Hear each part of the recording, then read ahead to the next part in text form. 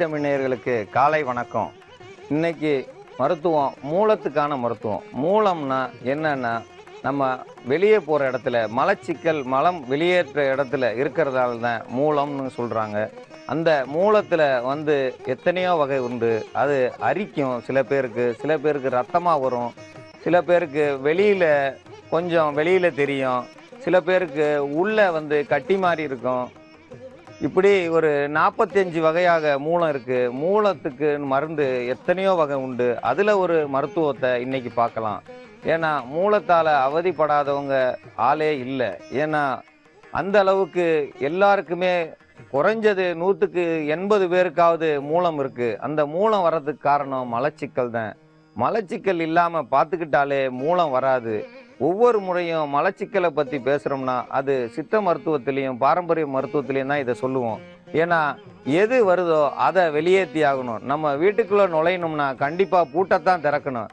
பூட்டை திறக்காம ஜன்னல் வழியாக உள்ளே வர்றதெல்லாம் அது வேற மருத்துவம். நம்ம பூட்டை திறக்கணும்னா கண்டிப்பாக மலச்சிக்கலை போக்கணும். மலச்சிக்கலை போக்குனாலே எல்லா நோயும் அதில் குறைய ஆரம்பிச்சிடும். இந்த மலச்சிக்கலால் வர்றது தான் இந்த மூலம். இந்த மூலத்துக்கு தேவையில்லாத பொருள்கள், இந்த கேழ்வரகுல செஞ்ச களி, புட்டு, கூழ் இது அவங்களுக்கு கண்டிப்பாக சேராது. சிலர் கோழிக்கறி சாப்பிட்டா அவங்களுக்கு ரத்தம் அதிகமாக போகும். கறி வகைகள்லையும் இந்த கோழிக்கறி இதெல்லாம் அவங்களுக்கு சேராது. இந்த மாதிரி இருக்கும் அவங்களுக்கு. அவங்க கண்டிப்பாக கேழ்வரகு கூழ் சாப்பிடவே முடியாது. சாப்பிட்டா அவங்களுக்கு ரத்தம் அதிகமாக போகும். இந்த மூலம் உள்ளவங்க கம்மங்கூழ் சாப்பிட்டா எந்த ஒரு தொல்லையும் வராது. சோளக்கூழ் சாப்பிட்டாலும் எந்த தொல்லையும் இருக்காது. கண்டிப்பாக தினந்தோறும் ஒரு நேரமாவது கம்மங்கூழ் குடித்தா அந்த மூலம் இருந்தாலும் அவங்களுக்கு எந்த ஒரு கஷ்டத்தையும் கொடுக்காது. இதை விட்டுட்டு நம்ம இப்போ இருக்கிற காலத்தில் சப்பாத்தி, பரோட்டா இந்த மாதிரி பொருள்களை சாப்பிட்டா கண்டிப்பாக மலச்சிக்கல் உண்டாகும். மலச்சிக்கல் உண்டானா மூலத்தினுடைய தாக்கம் அதிகமாகும். மூலம் உள்ளவங்க பார்த்தீங்கன்னா ஒல்லியாக தான் இருப்பாங்க. அதிகமாக குண்டா இருக்க வாய்ப்பே கிடையாது. அதிகமாக குண்டா இருந்தாலும் ரத்தம் போய் அவங்க உடல் அதிகமாக மெலிவாயிடும். அவங்க நடந்து வரும்போதே பார்த்துடலாம் அவங்களுக்கு மூலம் இருக்குதுன்னு. அவங்க நடையே வேற மாதிரி இருக்கும். ஏன்னா அந்த இடத்துல அவங்களுக்கு அதிகமாக வலி இருக்கும். சிலர் எவ்வளோ கூட்டமாக இருந்தாலும் அரிப்பு தாங்க முடியாமல் சொரிஞ்சிக்கிட்டே நிற்பாங்க. அந்த அளவுக்கு அவங்களுக்கு அரிப்புத்தன்மை இருக்கும்.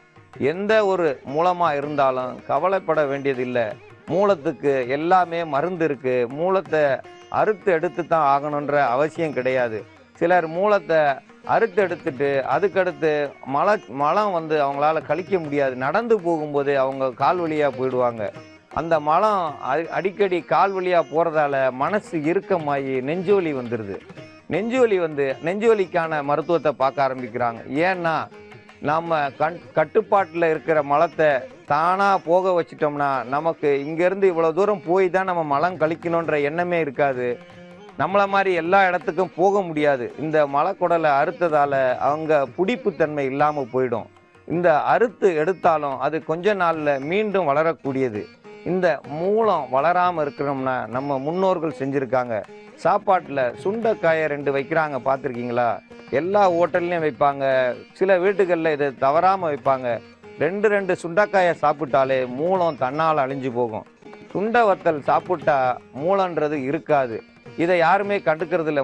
தூக்கி அந்த பக்கம் எரிஞ்சு விட்டுருவோம். ஏன்னா அது என்ன 2 உருட்டி போட்டு விட்டுருக்காங்க, இது நமக்கு தேவையில்லைன்னு. சுண்டை வத்தலை நெய்யில் வறுத்து சாப்பிட்டா எப்படியாப்பட்ட மூலமும் கட்டுப்படும். இந்த மூலத்துக்கு துளசி ஒரு முக்கிய மருந்து. துளசி மட்டுமல்ல, பூண்டும் ஒரு முக்கியமான மருந்து. துளசி மூலத்துக்கு பயன்படுத்துகிறோம்னா அது எல்லா நோய்க்கும் துளசியை பயன்படுத்தலாம். இதோடு சேர்ந்து பூண்டை பயன்படுத்துகிறோம். பூண்டு புண்ணாக இருந்தாலும் எரியத்தன்மையில் இருந்தாலும் அதை போக்கக்கூடியது. இதோடு சேர்ந்து எலுமிச்சம்பழம் சேரும்போது 3 ஒன்று சேரும்போது அது ஒரு புது மருந்தாக மாறி மூலத்தை தன் கட்டுக்குள்ளே கொண்டு வரும். எவ்வளவு வலியாக இருந்தாலும் கொஞ்சம் கொஞ்சமாக குறைக்கும். அந்த குறைக்க வலி தீரும். இதோடு சேர்ந்து நாம் தேன் சேர்க்க வேண்டும். ஏன்னா எல்லா மருத்துவத்திலையும் தேனோ எலுமிச்சம்பழத்தோட தேன் சேர்க்குறேன், வெல்லம் சேர்க்குறேன்னு எல்லாரும் என்னை கேட்குறாங்க.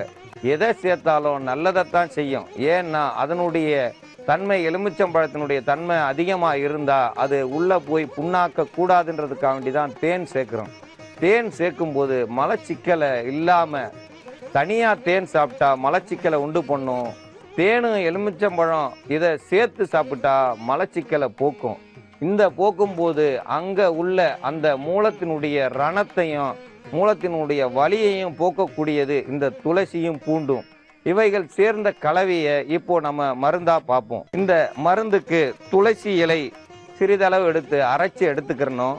அதோட சேர்ந்து பூண்டை ஒன்று சேர்க்கணும். பூண்டை ஒன்று சேர்க்கும் பொழுது பூண்டினுடைய தன்மையும் துளசியும் ஒன்றா ஊறணும். இது ஊறிக்கிட்டு இருக்கும்போது எலுமிச்சம்பழச்சாறு ஒரு அரை பழம் எடுத்து அதில் புழிஞ்சு கண்டிப்பாக 2 மணி நேரம் இந்த எலுமிச்சம்பழச்சாறில் இந்த கலவை ஊற வேண்டும். இப்படி ஊறிக்கிட்டு இருக்கும்போது இதனுடைய தேன் கலந்த கலவையை கலக்கணும். தேன் நம் தேவைக்கேற்ப கலந்து கொள்ளலாம். குறைஞ்சது 3 ஸ்பூனாவது தேன் கலக்கணும். அப்போ தான் அதனுடைய முழு பலனும் நமக்கு கிடைக்கும். இதில் 1 ஸ்பூன் அளவுக்கு நாம் சாப்பிட்டோம்னா எப்படியாப்பட்ட மூலமாக இருந்தாலும் அது கட்டுப்படும். இது தினந்தோறும் சாப்பிட ரத்தம் போகிறவங்களாக இருந்தால் 3 நாளைக்குள் ரத்தம் போகிறது குறைஞ்சிரும். ரத்தம் அதிகமாக போய் அவங்க அவதிப்படுறவங்களுக்கு இது ஒரு முக்கிய மருந்து. அரிப்பு தன்மையும் இருக்காது. இந்த மூலம் இருக்கிறவங்க இதை சாப்பிட பௌத்திரம் கட்டின்னு சொல்லுவாங்க. அந்த கட்டிகளும் அந்த வலியை குறைக்கும் தன்மை பெறும். அந்த கட்டியை உடைக்க அது இன்னொரு நாளைக்கு ஒரு மருத்துவத்தில் பார்க்கலாம். இப்போ மூலத்துக்கு மட்டும் இது பார்ப்போம். பௌத்திரன்றது வேற, அதுவும் அந்த ஆசன வாயில தான் இருக்கும். இந்த மூலம்ன்றது இதுவும் ஒரு ஆசன வாயில தான் இருக்கும். இது வேர்கள் போல ஊண்டி இருக்கும். அந்த வேர்கள் வழியாக ரத்தங்கள் அதிகமாக சில பேருக்கு சிந்தும். அதிகமாக உடல் சூடு இருக்கும். அவங்களுக்கு குளிர்ச்சியான உணவுகளை சாப்பிட்டா அவங்களுக்கு இந்த மலம் போகும்போது ரத்தம் வராது. சிலர் இதுக்காக வேண்டி கடல் பாசியை ஊற வச்சு தினமும் சாப்பிடுவாங்க. சிலர் பாதாம் பிசினை ஊற வச்சு தினந்தோறும் குடித்தாங்கன்னா அந்த மூலத்தினுடைய தன்மை மாறும். இதனால் இந்த சைனாவில் பார்த்தீங்கன்னா பன்றிக்கறியை அதிகமாக சாப்பிட்றாங்க. பன்றிக்கறியை சாப்பிட்டா அந்த மூலம் கட்டுப்படும். பன்றிக்கறியை சாப்பிடாத நம்ம எல்லாருமே பாதாம் பிசினை சாப்பிடலாம். பாதாம் பிசின் நமக்கு எல்லா இடத்துலையும் கிடைக்காது. எப்பயுமே கிடைக்கிற இந்த துளசி, பூண்டு, எலுமிச்சம்பழம், தேன் கலந்த கலவையை நம்ம வீட்டிலேயே எடுத்துக்கிறலாம். இந்த கலவையை சாப்பிட்டா போதும். நம்ம மாமிசம் சாப்பிட வேண்டிய அவசியம் கிடையாது. மாமிசம் சாப்பிட்டா தான் நல்லாகணும் சிலருடைய கருத்து. ஆனால் அதற்கு மாறாக நம்ம மூலிகை மருத்துவம் நிறைய இருக்குது. எல்லா வகை மூலத்துக்கும் உகந்ததான மருந்துகள் நிறைய இருக்குது. இன்னைக்கு இது ஒரு மூலத்துக்கு பயன்படும். இந்த மூலம் இரத்தத்தையும் அல்லது அரிப்பையும் கண்டிப்பாக போக்கக்கூடியது. ரத்தம் தினமும் வர்றவங்களுக்கு இதை 3 நாட்களுக்கு கொடுக்க அந்த மூலத்தினுடைய காட்டம் குறையும், மூலத்தினுடைய வலி குறையும். அவங்க கண்டிப்பாக கீழே உட்காரவே முடியாது. இந்த உட்காந்துட்டு போகிற இருசக்கர வாகனத்தில் அந்த உட்காந்துட்டு போகிற அந்த ஆசனத்தில் ரப்பர் சீட்டு போட்டிருப்பாங்க. ரப்பர் சீட்டில் உட்காந்துட்டு போனதால் அந்த மூலத்தில் சூடு ஏறி அதிகமாக ரத்தம் போயிடும். அதனால் ஒரு கதர் துணியை 4ஆக மடித்து போட்டு அது மேலே உட்காந்து வாகனத்தை ஓட்டிகிட்டு போனாங்கன்னா அந்த மூலத்தினுடைய கடுப்பு மாறும். அந்த நாளில் மூங்கில் கட்டிலில் பனை ஓலையில் ஒரு மட்டையில் நார் கிடைக்கும். அந்த நாரில் கட்டில் பின்னியிருப்பாங்க. பார்த்தீங்கன்னா அது நட்சத்திர வடிவில் இருக்கும். ஒரு கட்டமும் அது கட்டில் முழுவதும் ஓட்டையாக இருக்கும். அந்த கட்டிலில் படுத்தாலே மூலம் வராது. ஏன்னா கீழே இருந்து நமக்கு காற்றோட்டம் உடம்புக்கு கிடைச்சிக்கிட்டே இருக்கும். உடம்பு சூடு இருக்காது. இன்னைக்கு நம்ம மெத்தையில் படுக்கிறோம். உடல் சூடு முழுவதும் நம்ம உடம்புக்கே திருப்பி அத்தனையும் மூலமாக தான் மாறும். நீங்கள் உட்கார்ற ஒரு நாற்காலியிலையோ சேர்லையோ கீழே ஓட்டை இருக்காது. பிளாஸ்டிக் சேரில் உட்காந்துருக்கோம், இல்லைன்னா சோஃபாவில் உட்காந்துருக்கோம். இதெல்லாம் மூலத்தை வளர்க்குமே தவிர அதை அழிக்காது.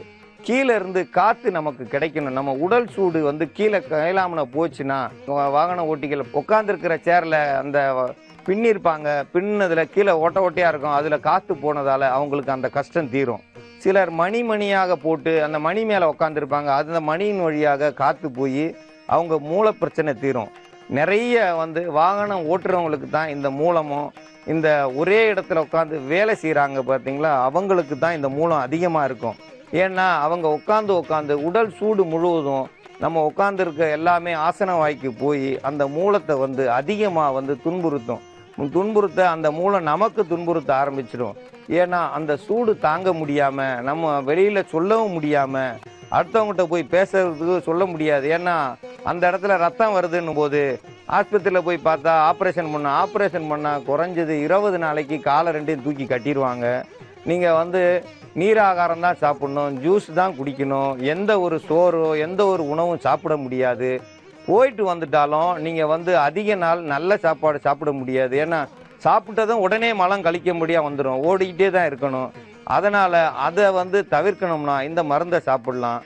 தவிர்க்க முடியாத காரணம் அவங்க சிலர் வந்து அறுவை சிகிச்சை செஞ்சு தான் ஆகணும். தவிர்க்க முடியாத காரணத்தை நம்ம ஒன்றும் பண்ண முடியாது.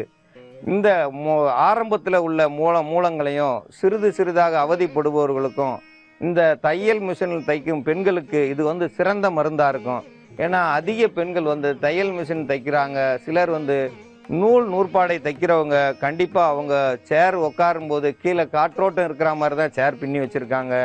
நான் பார்ப்பேன் ஒவ்வொரு இடத்துலையும் ஏன் ஒருத்தருக்கு இந்த நோய் வருது, ஒருத்தருக்கு ஏன் இந்த நோய் வரலன்னா அவங்க இருப்பிடம் அந்த மாதிரி, அவங்களுடைய செயல், அவங்களுடைய முன்னோர்கள் வைத்த அந்த நாற்காலியில் உட்காந்து தான் அந்த துணி நெய்கிறாங்க. அவங்களுக்கு இந்த பாதிப்பு குறைவு. அது மேலே ஏதாவது தலகாணி போட்டு உக்காந்தாங்கன்னா கண்டிப்பாக மூலம் வந்துடும். ஏன்னா இவங்க இன்னைக்கு இந்த இடத்துலேருந்து அந்த ஊருக்கு போகணும்னா ஐயோ இங்கே போகணுமா, உட்காந்துட்டு போகணுமே, என்ன அவதி ஆகிறதோ, எப்படி போகிறது. ஏன்னா உட்காந்துட்டு போனோம்னாலே யோசிப்பாங்க, கையில் ரத்தமாக ஓடிடும். அந்த ரத்தமாக போகும்போது ஒரு குறைஞ்சது 5 நாள் போனால் உடலில் உள்ள ரத்தங்கள் எல்லாம் வெளியாகி அவங்க வெளிரி போயிடுவாங்க. வெளிரி போகும்போது திருப்பி மருத்துவமனைக்கு சென்றால் கண்டிப்பாக அவங்க ரத்தம் ஏற்றியே ஆகணும். அந்த அளவுக்கு அவங்களுக்கு ரத்தம் போயிடும். அது பெண்களுக்கு அதிக அளவு போச்சுன்னா அவங்க வந்து நடக்க முடியாமல் போயிடும். இடுப்பு வலி, கை கால்கள் குடைச்சல், இது பற்றாக்குறைக்கு வீட்டு வேலை அதிகம், அந்த வேலையெல்லாம் செய்ய முடியாது. கண்டிப்பாக அந்த நேரம் அவங்களுக்கு வந்து மருத்துவ உதவி தேவை. அவங்களுக்கு அவங்களே மருத்துவம் செஞ்சுக்கிறணும். வெளியில் சொல்ல முடியாமல் இருக்கிறவங்களுக்கு இது ஒரு சிறந்த மருந்தாக இருக்கும். ஏன்னா அவங்க எல்லாரிடையும் போய் இதை சொன்னாலும் அவங்களுக்கு வெக்கமாகவும் அசிங்கமாகவும் இருக்கும். ஏன் இவ்வளோ நாள் சொல்லணும்னு கேட்பாங்களே தவிர இது ஒரு கேவலமாக நினைப்பாங்க. மூலம் இருக்கிறது ஒரு கேவலம் இல்லை, அது ஒவ்வொருத்தருக்கும் வர வேண்டிய வந்துக்கொண்டு இருக்கும் நோய். நீங்கள் சாப்பிட்ற சாப்பாட்டில் உள்ள அழுக்குகள் தான் போய் சென்று மூலமாக மாறும். இந்த மூலங்கள் வெளியாகணும்னா கண்டிப்பாக நம்ம நல்ல உணவு எடுத்துக்கிறணும். ஒரு நேரமாவது கம்மங்கூழ் எடுக்கணும், அல்லது சோளக்கூழ் எடுக்கணும், இல்லைனா சிறு தானியங்களை கூழ் மாதிரி காய்ச்சி நல்லா சாப்பிடணும். மோரில் சாப்பிட்டா இதனுடைய அவதி குறையும். தயிரில் சாப்பிட்றத விட மோரில் சாப்பிடணும். அல்லது இந்த நீராகாரம்னு சொல்லுவோம், அந்த புளிச்ச தண்ணி, பழைய சோறில் உள்ள புளிச்ச தண்ணி, அது வந்து இப்போ உள்ள புளிச்ச தண்ணி குடித்தோம்னா எல்லா நோயுமே வந்துடும். அந்த இயற்கை முறையில் இருக்கிற அரிசியில் வடிக்கப்பட்ட சோர்லேருந்து கிடைக்கிற அந்த தண்ணி எடுத்து அதை நீராகாரமாக மாற்றி அதோடு சேர்த்து சாப்பிட்டா அந்த மூலமானது கட்டுப்படும். இந்த மூலத்துக்காகத்தான் பனங்கல் அந்த நாளில் சாப்பிடுவாங்க. அது மூலத்தை கண்டிப்பாக கட்டுப்படுத்தும். இன்னைக்கு அந்த பனங்கல் எல்லாம் கிடைக்காது. ஏனென்றால் அது அரசு தடை செய்யப்பட்டு விட்டது. அது பனைமரத்தினுடைய மருத்துவமாக இருந்தாலும் கண்டிப்பாக அது வந்து நமக்கு இப்போ கிடைக்காது. அதனால் இந்த மருத்துவத்தை எல்லாரும் செஞ்சு இந்த மூலத்தில் இருந்து விடுபட வேண்டும் என்று கேட்டுக்கொள்கிறேன். இன்னைக்கு நம்ம பார்க்க போகிற மருந்து இடு மருந்துன்னு சொல்லுவாங்க. அந்த இடு மருந்தை நம்ம வெளியேற்றக்கூடிய ஒரு மருத்துவம். இடு மருந்துன்னா வசியப்படுத்துகிற மருந்து. இடு மருந்து கிராமத்தில் தான் இருக்குதுன்னு பார்த்தேன். இப்போ நகர்ப்புறங்கள் அதிகமாக இருக்குது. இது ஆந்திராவில் வந்து அதிகமாக இருக்குது. இதனால் அவங்க நிறைய பேர் இறந்துடுறாங்க. இடு மருந்துன்னா ஒருத்தரை வசியப்படுத்துறது. நம்ம கணவனை வசியப்படுத்தணும்னு நினச்சி மனைவி போய் அடுத்தவங்ககிட்ட இந்த மருந்தை வாங்கிட்டு வந்து அவங்களுக்கு கறி குழம்புல தான் இதை கொடுப்பாங்க. இந்த கறி குழம்புல கொடுத்துட்டாங்கன்னா அந்த குழம்புல அவங்க சாப்பிட்டவங்களுக்கு அது வயிற்றுக்குள்ளே போய் ஒரு மூளையில் ஒட்டி அந்த குடலில் புண்ணாக்கிரும். அந்த குடல் புண்ணு இருக்கும்போது உடம்பு கொஞ்சம் ஒரு மாதிரியாக இருக்கும், மூளை ஒரு மாதிரி கொஞ்சம் மந்தமாக இருக்கிற நேரத்தில் அடுத்தவங்க சொல்கிறத அவங்க கேட்கும்படியாயிரும். அப்போ அடுத்தவங்க யார் சொல்லுவாங்க? கூட இருக்கிற மனைவி சொல்லுவாங்க, நான் என் சொல் பேச்சை பூரா கேட்க வச்சுட்டேன் பார்த்தியா அப்படின்னு அவங்க நினச்சிருப்பாங்க. ஆனால் அவருக்கு உள்ள வயத்துக்குள்ளே புண்ணு வந்தது அவருக்கு தான் தெரியும், இவங்களுக்கு தெரியாது. இந்த இடுமருந்தை யாரும் கண்டிப்பாக செய்யாதீங்க. அது வந்து ஒரு தவறான ஒரு மருத்துவம். மருத்துவ பேருக்கே ஒரு இழுக்கு. அது வயத்துக்குள்ள புண்ணை தான் உண்டாக்குமே தவிர வேற எந்த ஒரு தவறும் செய்யாது. அந்த மயக்கத்தில் இருக்கிறவங்கள எந்த வேலை சொன்னாலும் அவங்க செய்வாங்க. அடுத்தவங்களுக்கு மனம் கோணாமல் இருக்கிறதுக்காக வேண்டி அவங்க செய்கிறத அது அவங்களுக்கு வசியப்படுத்தினதா நினச்சி அவங்களுக்கு தேவையான வேலைகளை அவங்க செய்ய சொல்லி அவங்களுக்கு கட்டுக்குள்ளே கொண்டு வந்துடுவாங்க. இது போல் இருக்கும்போது அவங்களால சொந்தமாக யோசிக்கிற திறமை போயிடும். அவங்களுடைய முழு கவனமும் இருக்காது. அவங்களுக்கு யார் என்ன சொன்னாலும் புரியாது. ஒருத்தர் அவங்க முதல்ல செஞ்சவங்களுக்கு தான் அது அடிமையாக இருப்பான்ற மாதிரி அது ஏதோ ஒரு தவறு நடக்குது. அது நிறைய மருத்துவமனையில் கண்டுபிடிச்சி வயிற்றுக்குள்ளே இருந்து எடுத்திருக்காங்க. எடுத்த இடத்துல புண்ணாகி அந்த புண்ணான குடலை வெட்டியும் எடுத்து திருப்பி ஒட்ட வச்சுருக்காங்க. இது இன்னைக்கு உள்ள நவீனத்தில் கண்டுபிடிச்சதால வெட்டி எடுத்து ஆளை காப்பாற்றிடுறாங்க. அன்னைக்கு இதை வெட்டி எடுக்க முடியாததால உள்ள அது முடி முளைச்சி அவங்க இறந்துருவாங்க. புளி உடல்ல எந்த ஒரு அழுக்கு பொருளையும் நிற்க விடாது, தேவையில்லாத பொருள்களையும் வெளியேற்றிடும். அதனால தான் புளியை பயன்படுத்தியிருக்காங்க. கறி குழம்புல அவங்க புளி ஊற்ற மாட்டாங்க. புளி ஊற்றாம அந்த மருந்துகளை சேர்த்து வச்சதால குடல்ல ஒட்டி அவங்களுடைய சிந்திக்கிற திறமை போய் அவங்களுடைய முழு திறமையும் போய் ஏதோ ஒரு செக்கு மாடு மாதிரி சுத்தின இடத்தையே சுத்திக்கிட்டு இருப்பாங்க. அதை அவங்க ஒரு பெருமையா நினைச்சிருப்பாங்க. நாங்க கட்டுப்படுத்திட்டோன்னு. கட்டுப்படுத்த முடியாது யாராலையும். அது தெய்வம் தான் நம்மளை கட்டுப்படுத்த முடியுமே தவிர எந்த ஒரு மனிதனும் குறிப்பிட்ட நாளுக்கு மேல அது தன்னால வெளியில வந்துடும். எப்படி சூரியன் மேகத்துக்குள்ள எவ்வளவு நேரம் இருக்கும், அது மேகத்தை களைய சிறிது நேரம் போதும், அதுக்கப்புறம் அதனுடைய முழு பிரகாசமும் வெளியில வந்துடும். அந்த மாதிரி தான் இந்த ஒரு இடுமருந்து வச்சவங்களுக்கும் அவங்க அதுக்கப்புறம் அவங்கள யாராலையும் கட்டுப்படுத்த முடியாது. அவங்களுடைய சொந்த புத்திக்கு வந்துருவாங்க. வச்சவங்களுக்கு தான் அது வினை, செய்தாருக்கு செய்த வினை. அந்த மருந்துகளை வெளியேற்றணும்னு நிறைய பேர் பாடுபடுறாங்க, நிறைய செலவழிக்கிறாங்க. அதுக்கான சுலபமான மருந்து நமது நாட்டிலேயே கிடைக்கக்கூடிய மஞ்சனத்தி கரிசக்காட்டில் அதிக அளவு கிடைக்கும். இதை குயில்கள் அதிகமாக சாப்பிடும். இதை பெரிய ரகம் தான் நோனி. நம்ம நாட்டில் கிடைக்கிறது நுணா. இந்த நுணாவை நம்ம சாப்பிட்டோம்னா வயிற்றுக்குள்ள இருக்கிற இடுமருந்தானது தானாக வெளியாகும். இந்த நுணாவை இடித்து எந்த வகையில் வேணாலும் நம்ம சாப்பிடலாம். நம்ம சாப்பிடும் பொழுது எவ்வளவு அவங்களுக்கு வயிற்றுக்குள்ள வேதனை இருந்தாலும் அந்த வயிற்று வலி இடு மருந்தால வர வயிற்று வலியானது கொடுமையா இருக்கும். அவங்களால நேராக கூட நிற்க முடியாது, வளைஞ்சு நிற்பாங்க, சுருண்டு படுத்திருப்பாங்க, வெளியில சொல்ல முடியாது, அந்த அளவுக்கு இருக்கும். இந்த மஞ்சனத்தி இலையையும் அதனுடைய காய்களையும் லேசா இடிக்கலாம், இல்லைன்னா மொத்தமா போட்டு வேக வைக்கலாம்.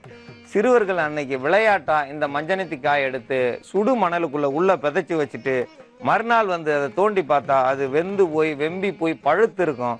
அதை சாப்பிட்டா சிறிதளவு இனிப்பும் புளிப்பும் கார்ப்பும் இருக்கும். இதை சாப்பிட்டா உடம்புக்கு நல்லது, தவறு வராது. வயிற்றுக்குள்ள இருக்கிற உபாதைகளை வெளியேற்றுறதுல இது ஒரு தலை சிறந்த மருந்து.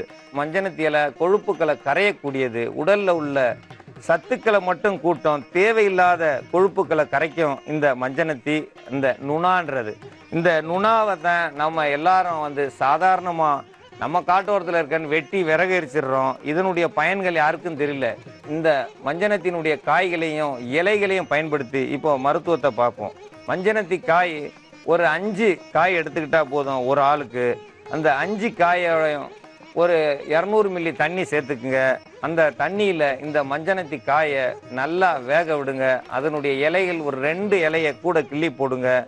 2ஐயும் நல்லா வெந்ததுக்கப்புறம் அதை வடிகட்டி வெல்லம் சேர்த்து குடித்தோம்னா ருசியாகவும் இருக்கும். வயிற்றுக்குள்ளே இருக்கிற இடு மருந்து வெளியாகும். இடு மருந்தால் அவதிக்குள்ளான அந்த இடங்கள் உள்ள புண்கள் ஆற ஆரம்பிக்கும். யாருக்கும் வச்சு யாரும் கட்டுப்பட மாட்டாங்க. அதனால் கண்டிப்பாக அந்த இடுமருந்து யாரும் கொடுக்குறாங்கன்னா வாங்காதீங்க. வாங்கி வம்பா நீங்களே உங்கள் தலையில் மண்ணை வாரி போட்டுக்கிறாதீங்க. உங்கள் கணவருக்கு கொடுக்குறேன்னா அதுக்கடுத்து உங்களுக்கு தான் கஷ்டம். அவங்கள கஷ்டப்படுத்தாதீங்க. இடுமருந்து சாப்பிட்டவங்களுக்கு குடலில் வலி அதிகமாகி யோசிக்கிற திறமை போயிடும். நரம்பு மண்டலங்கள் அதிகமாக பாதிப்பாகி சுருண்டே விழுந்துருவாங்க. சுடு சாம்பலை அள்ளி வயிற்றுல அடி வயிற்றுல வச்சு கட்டுவாங்க. அந்த வலிக்கு அப்பையும் கட்டுப்படாது. இது போல பல முறை செஞ்சுட்டு கடைசியில் அதை அறுவை சிகிச்சை மூலமாக தான் எடுப்பாங்க. குடலினுடைய முழு பகுதியும் அந்த மருந்தானது அடைத்து அவங்கள செமிக்க விடாமையும் சாப்பிட விடாமையும் வாந்தி வரும், வயிற்றோட்டமாகும். அதனால் அவங்க இறந்துருவாங்க. அந்த நிலைக்கு யாரும் செய்யாதீங்க.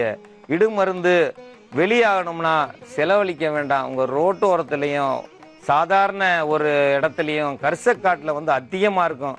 நீங்கள் எத்தனை வெட்டினாலும் இந்த மரங்கள் அழியாது. ஏன்னா இங்கே வெட்ட வெட்ட தழைக்கக்கூடியது. எத்தனையோ வகை மருந்துல இந்த மஞ்சனத்தி மரம் அதிக அளவு மருத்துவ பயன். இதை யாரும் மருந்துக்கு பயன்படுத்துறது கிடையாது.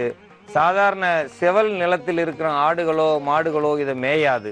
அதே போல இதை நம்ம சாதாரணமாக சாப்பிட மாட்டோம். இதை நல்லா வேக வச்சு இதை வடிகட்டி அதோடு சேர்த்து வெல்லம் சேர்த்து சாப்பிட்டோம்னா நல்ல ருசியாக இருக்கும். நல்ல ருசியாக இருக்கிறது மட்டுமல்ல, இதமாக இருக்கும். வயிற்றுக்குள்ளே இருக்கிற புண்களை ஆற்றக்கூடியது.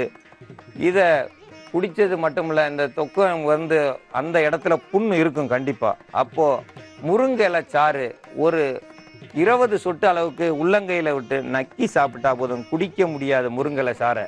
ஏன்னா அந்த அளவு உமட்டும், வாந்திக்கு வந்தாலும் வந்துடும். அதனால் கையிலேயே கசக்கி ஒரு 10 சொட்டு விட்டு தினந்தோறும் ஒரு 3 நாள் அல்லது 5 நாள் நக்கிட்டு வந்தோம்னா, அந்த சாரை நக்கி நாக்கில் சாப்பிட்டோம்னா குடலில் அந்த இடுமருந்து இருந்த இடம் புண்கள் ஆறும்.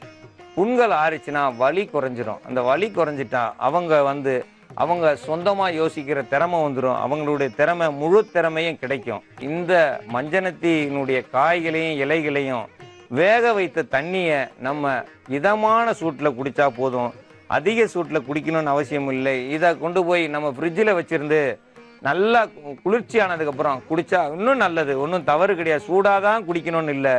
இதை காய்ச்சி எடுத்து வச்சுருந்து 2 நாள் கூட இன்னைக்குள்ள குளிர்சாதன பெட்டிக்குள்ளே வச்சுருந்து குடிக்கலாம். வயிற்றுக்குள்ளே இருக்கிற புண்கள் கொஞ்சம் கொஞ்சமாக ஆறும். இன்னைக்கு ஏன்னா தினந்தோறும் போய் இலை பறிக்க முடியாத சூழ்நிலை.